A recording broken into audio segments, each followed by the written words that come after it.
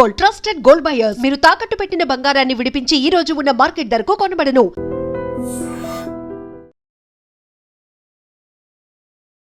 వాగర్థావివ సంపృక్తౌ వాగర్థ ప్రతిపత్తయే జగతః పితరౌ వందే పార్వతీ పరమేశ్వరౌ.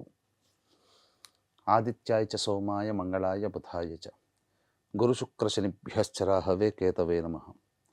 శృంగేరి జగద్గురు పీఠాధిపతులకి, కంచి పీఠాధిపతులకి నమస్కారములు తెలియజేసుకుంటూ కార్యక్రమాన్ని ప్రారంభిద్దాం. ఏప్రిల్ 16వ తారీఖు నుంచి 30వ తారీఖు వరకు మకర రాశిలో జన్మించినటువంటి వాళ్ళకి ఏ విధంగా ఉండబోతుందో తెలుసుకుందాం. ముందుగా గ్రహ స్థితిగతులను చూసుకున్నట్లయితే శని, బుధ, కుజ గ్రహాలు మీనరాశిలో సంచారం చేస్తున్నాయి.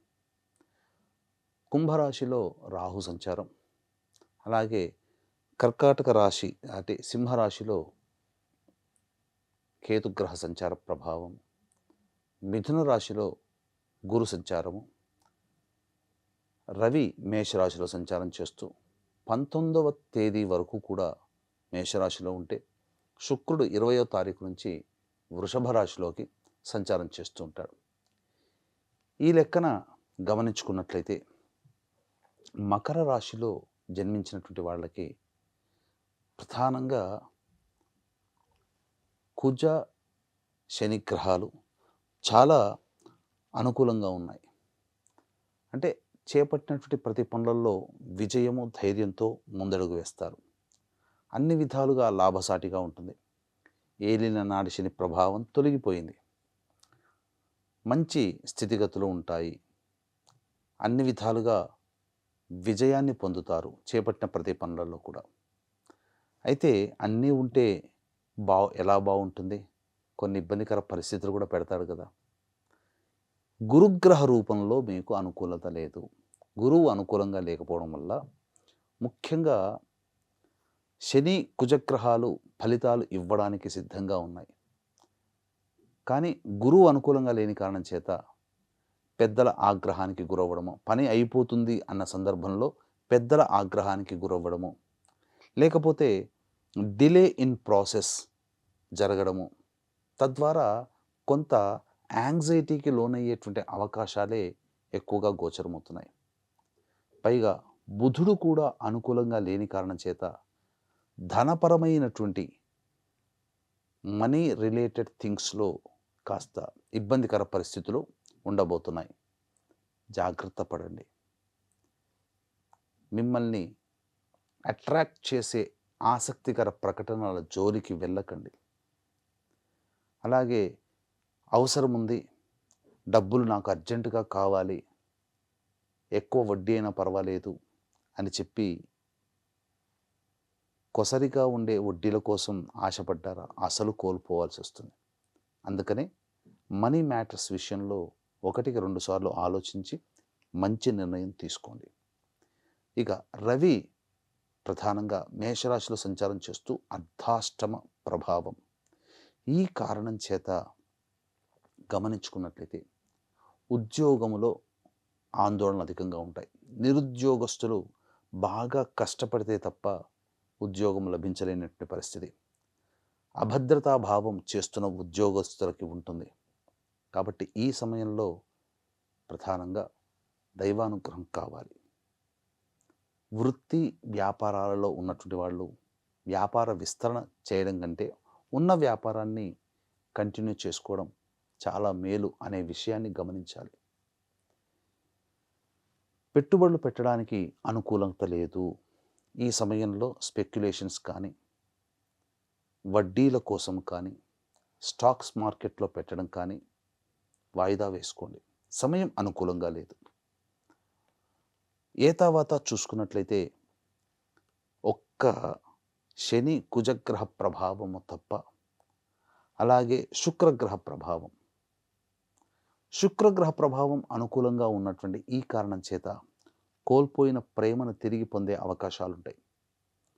అంటే దూరమైన వ్యక్తులు మళ్ళీ కలుసుకోవడం కానీ, అది జీవిత భాగస్వామ, ప్రేయసి, ప్రేమికుల, వ్యాపార భాగస్వాముల, ఏవైనా కానీ అనుకూలతలు పెరుగుతాయి.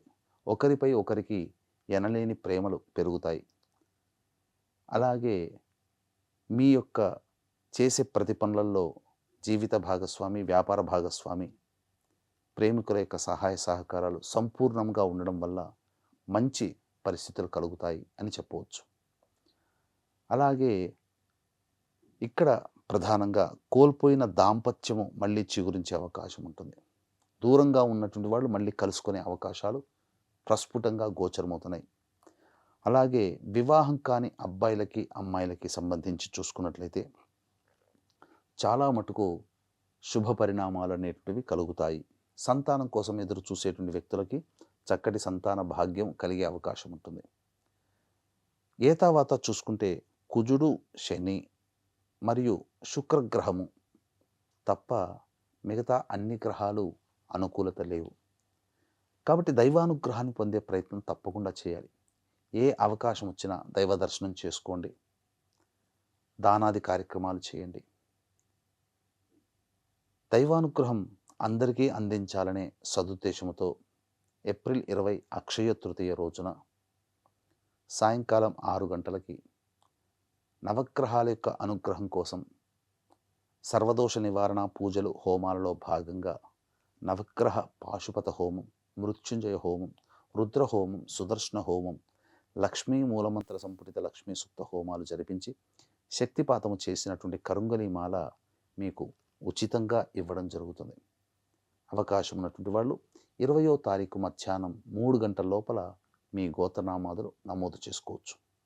ఇక మే 1వ తారీఖు రోజున కూడా పౌర్ణమి తిథి, వైశాఖ పౌర్ణమి, స్వాతి నక్షత్రం కాబట్టి ఆ రోజున కూడా సర్వదోష నివారణ పూజల హోమాలు అనేటివి జరిపించడం జరుగుతుంది. ఇక తదుపరి వివరాల్లో కనుక వెళ్ళినట్లయితే 16వ తారీఖు నుంచి 30వ తారీఖు వరకు రోజువారీ కార్యక్రమాల్లో మీకు ఖర్చులు, ఆదాయం ఎలా ఉండబోతుంది, మానసిక పరిస్థితి గురించి క్లుప్తంగా తెలుసుకునే ప్రయత్నం చేద్దాం.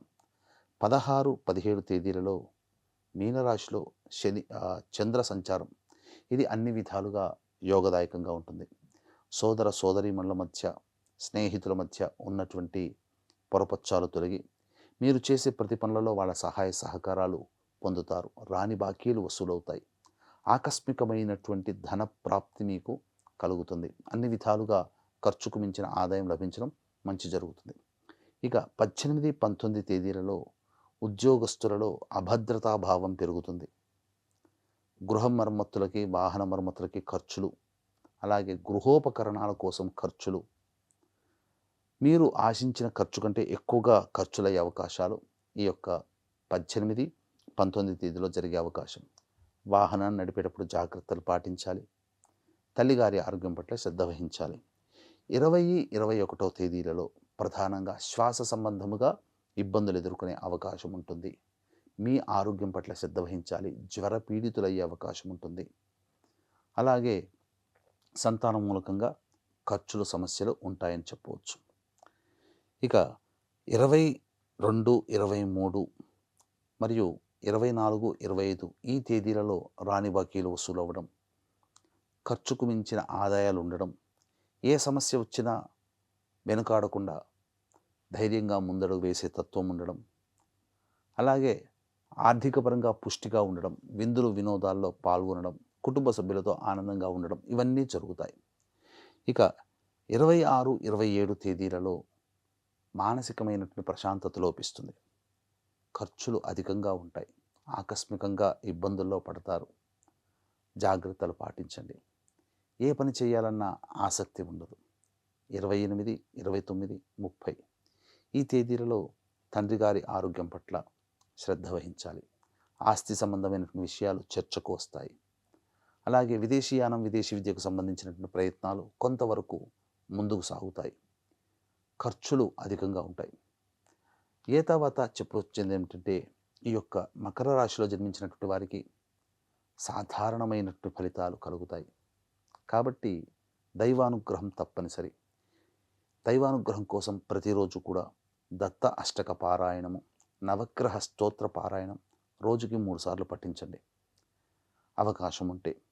ఇప్పుడు చెప్పినటువంటి సమస్యల కంటే ఇంకా ఎక్కువగా మీరు సమస్యలు ఎదుర్కొంటున్నారంటే మీ యొక్క జాతకంలో జరుగుతున్నటువంటి గ్రహ దశాంతర దశల యొక్క ప్రభావాలు.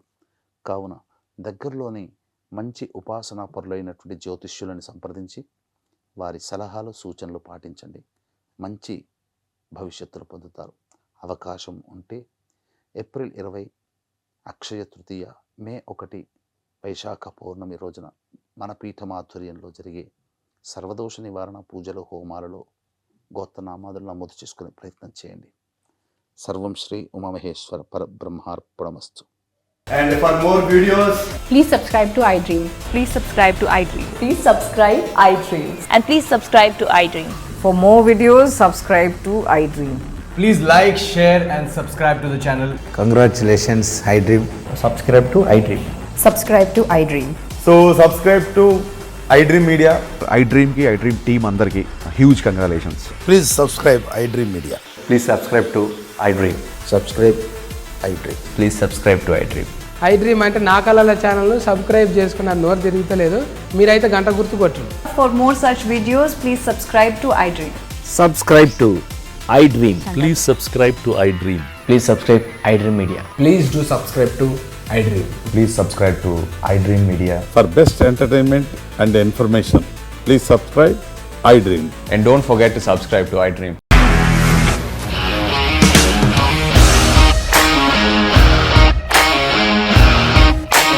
ఇండస్ట్రీలో కమిట్మెంట్ ఇష్యూస్ వస్తే నీకు కూడా వచ్చినట్టు మార్నింగ్ తీసుకెళ్ళాడంటే కొట్టి పడేశాడు.